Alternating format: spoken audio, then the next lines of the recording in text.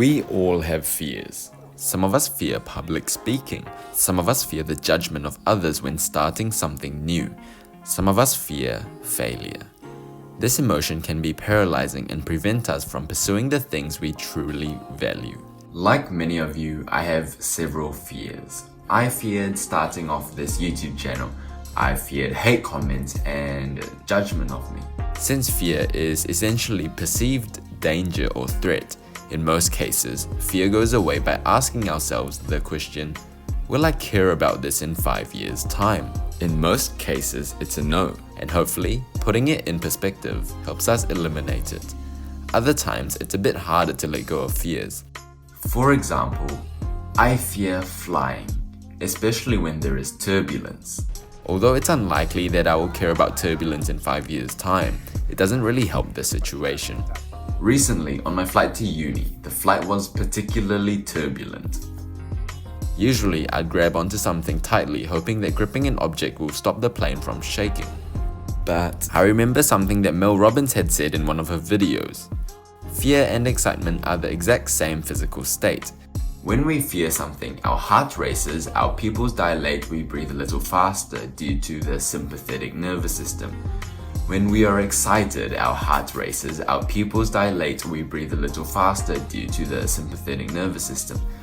The main difference is how we perceive it and the story we tell ourselves.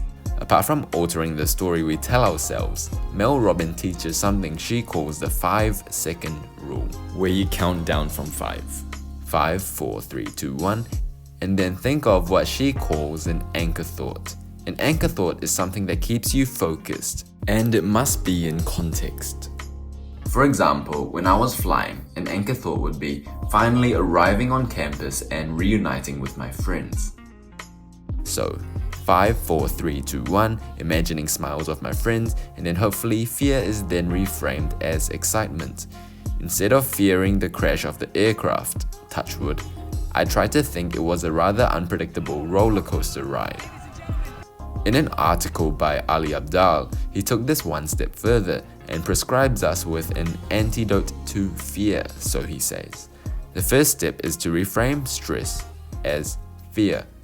Instead of telling ourselves that we are stressed for an upcoming exam, we would say, I fear that I haven't studied enough. Ali argues this is beneficial for 2 reasons. 1, stress feels like it's not within our control.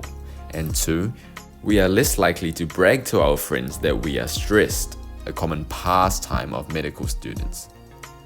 Once it has been reframed as fear, we can then reframe that as excitement by changing the story we tell ourselves, and boom, we have excitement.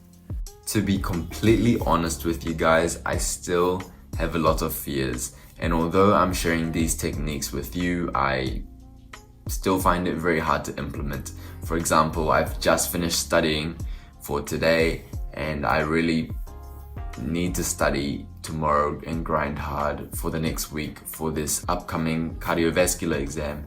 And although I could reframe stress as fear as excitement, is a lot harder to implement like hacks like this. So my main point of creating videos like this is to just share with you some techniques which I've found, and hopefully maybe you can find them helpful. If you try them out, let me know. I hope you found this video insightful, and if athletes can reframe their nervousness as excitement, maybe we should try reframing our stress and fears as excitement too.